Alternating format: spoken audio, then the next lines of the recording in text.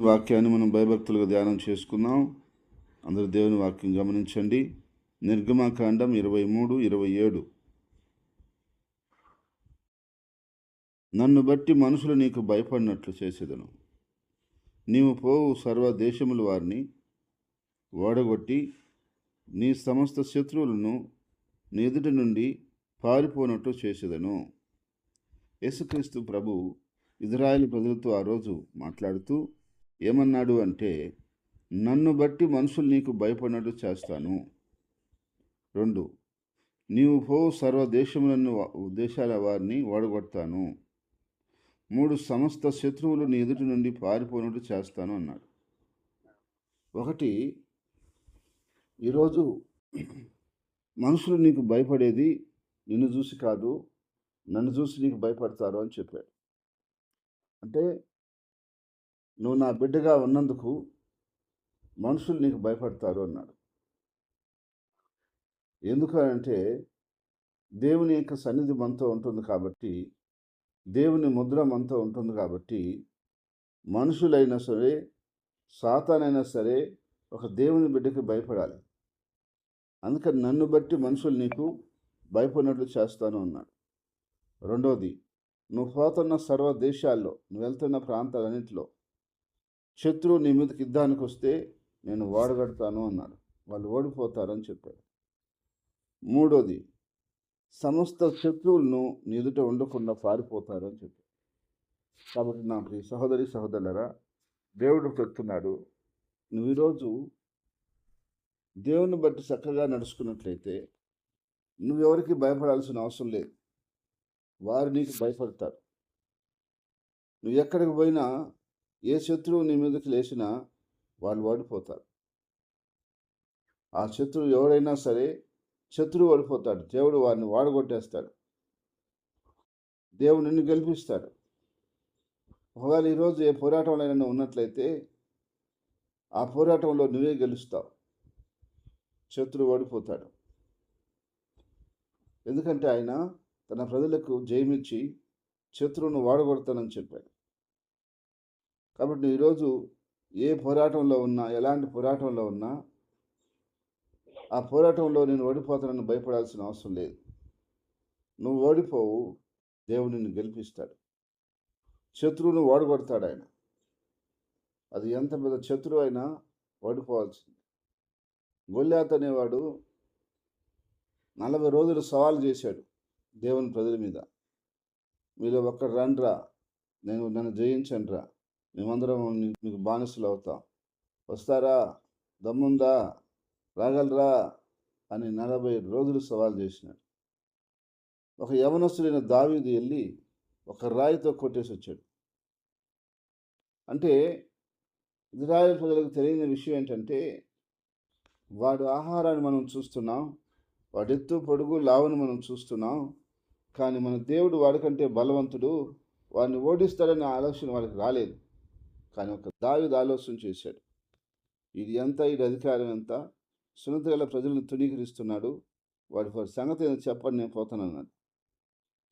రాజు అడిగాడు, నువ్వు ఎలా పోతావురా, నువ్వు చిన్నోడిగా ఉన్నావు, వాడు చూసి తారుమూల జానుడు ఉన్నాడు, వాడికి కవచాలు ఉన్నాయి, యుద్ధం అంతా వచ్చు, నువ్వేం చేయగలుగుతావు అంటే, నా అడవిలో నేను గొర్రెలు మేపుతున్నప్పుడు ఎలుగుబంటి సింహం నా మందని వచ్చి దోసుకోపోవడానికి చూసినప్పుడు, ఒక గొర్రెపిల్లని అది పట్టుకున్నప్పుడు నేను పోయి కొట్టి చంపి వాటిని నా గొర్రెపిల్లని నడిపించుకున్నాను. కాబట్టి వాటిల్లో ఒకదానిదా చేసేస్తానని చెప్పి ధైర్యంగా పోయి శత్రువును వాడగొట్టుకొని వచ్చాడు. శత్రు సమూహంతో పాడిపోయేటట్టు చేశాడు. అయితే ఈరోజు దేవుడు మనతో చెప్తున్న మాట కూడా అదే. శత్రుడు ఎటువంటోడైనా సరే, ఎలాంటోడైనా సరే నీ మీదకి వస్తే వాడు ఓడిపోవాల్సిందే.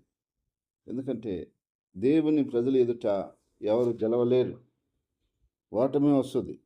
కాబట్టి నా సహోదరి సహోదరుడా, ఎవరితో పోరాడుతున్నావో వాళ్ళు నీ ఎదుట ఓడిపోతారు. ఓడిపోవటం కాదు, శత్రువు పారిపోతారంతే. దేవుని వాక్యం చెప్తుంది, నీ ఎదుటి నుండి వారిని పారిపోయినట్లు చేస్తానని చెప్పాడు. కాబట్టి నువ్వు భయపడాల్సిన అవసరం లేదు. నువ్వు ధైర్యంగా ఉండు. దేవుడు తన వాగ్దానం ప్రకారంగా నీ జీవితంలో ఆయన నడిపించి, జరిగించి, ఆశీర్వదించి వర్ధల చేయనుగాక. ఆమేన్. యేసుక్రీస్తు ప్రభువా నీకు వందనాలు చెల్లిస్తున్నాం. అవునయ్యా, మమ్మల్ని చూసి ఎవరు భయపడతారు?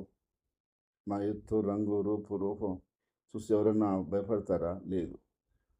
నీవు మాతో ఉంటే, నీవు మాలో ఉంటే అప్పుడు మమ్మల్ని ఎవరైనా చూస్తారు, మమ్మల్ని ఎవరైనా గమనిస్తారు, మమ్మల్ని ఎవరైనా గౌరవిస్తారు, మమ్మల్ని ఎవరైనా భయభక్తులుగా మాతో నడుచుకుంటారు.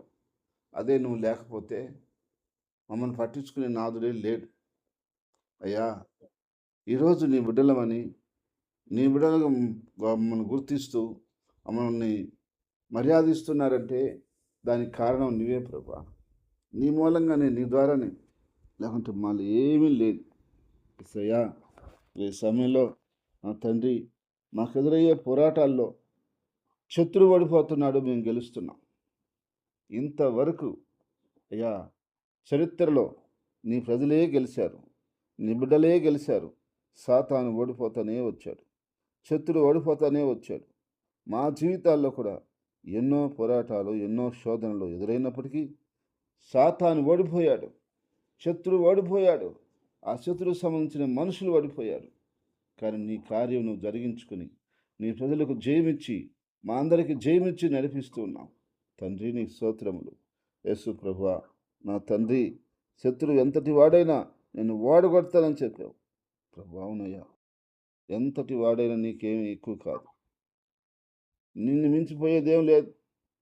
వాడిని ఓడగొడతానని చెప్పావు, ఓడిపోవాల్సింది. అసలు శత్రువుని ఎదుటే లేకుండా పారిపోయేట్టు చేస్తానని చెప్పావు. అవును ప్రభు.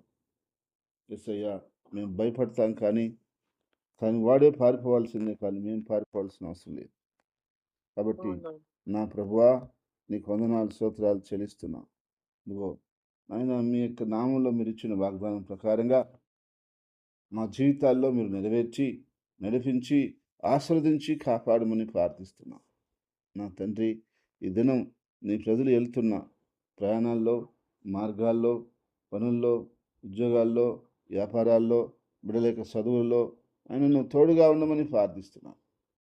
రాకపోకలు నీ కాపుదలు ఉంచమని ప్రార్థిస్తున్నాను. అయ్యా, ఏ పని అయితే నిబద్ధత చేస్తున్నారో ఆ పనిలో బలము, శక్తి, కృపనిచ్చి, నీ జ్ఞానం, తెలివినిచ్చి చక్కగానే చేసుకొని మళ్ళీ క్షేమంగా మళ్ళీ తిరిగి రావటానికి సహాయం చేయమని ప్రార్థిస్తున్నాను. ఆధ్యాత్మిక విషయంలో ప్రభువా, మీ రక్తంతో మమ్మల్ని కడగండి. నీకు మాకు మధ్య ఆయాసంగా ఉండేది ఏదైనా సరే, అది ఎటువంటిదైనా సరే, ఏ విషయమైనా సరే, ఏ కార్యమైనా సరే, ఏ చిన్నదైనా సరే, మీ రక్తంతో కడగండి, శుద్ధిపరచండి, పవిత్రపరచండి. కలంకము, మచ్చ, డాగు లేకుండా మీ రక్తంతో మమ్మల్ని కడిగివేయండి ప్రభా. హిమము కంటే తెల్లగా కడగండి నాయన. ఈసోపుతో మమ్మల్ని కడగండి తండ్రి. అయ్యా, సంపూర్ణంగా మమ్మల్ని శుద్ధిపరచమని ప్రార్థిస్తున్నాం. మేము బలహీనము తండ్రి, మీ రక్తంతో పరిపూర్ణంగా కడిగి ఎల్లప్పుడూ నీ యందు బలవంతులుగా ఉంటూ సహాయం చేయమని ప్రార్థిస్తున్నాం. నా తండ్రి, నీ చిత్తాన్ని మేము పరిపూర్ణంగా గ్రహించిన వారమై ఆ చిత్తాన్ని పరిపూర్ణంగా జరిగించే వారిగా ఉంటూ సహాయం చేయండి. నా తండ్రి, నీకు విరోధమైనటువంటి ఆలోచన కానీ, ఊహలు కానీ, క్రియలు కానీ మా జీవితంలో లేకుండా తీసేయమని ప్రార్థిస్తున్నాం. అయ్యా, నిన్ను సంతోషపెట్టడానికి, నిన్ను మహింపరచడానికి, అయ్యా నిన్ను గణపరచడానికి మీరు మాకు కృప అనుగ్రహించమని ప్రార్థిస్తున్నాం ప్రభువా. మీరు సహాయం చేయకపోతే ఎవరు మాకు సహాయం చేస్తారు తండ్రి?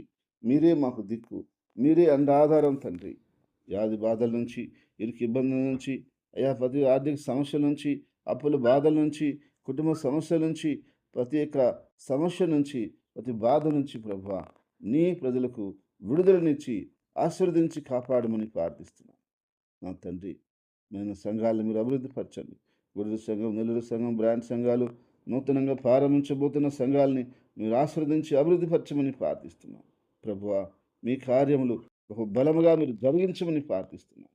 మీ చిత్తం చొప్పున నీ ప్రజలందరూ నడిపించమని ప్రార్థిస్తున్నాను.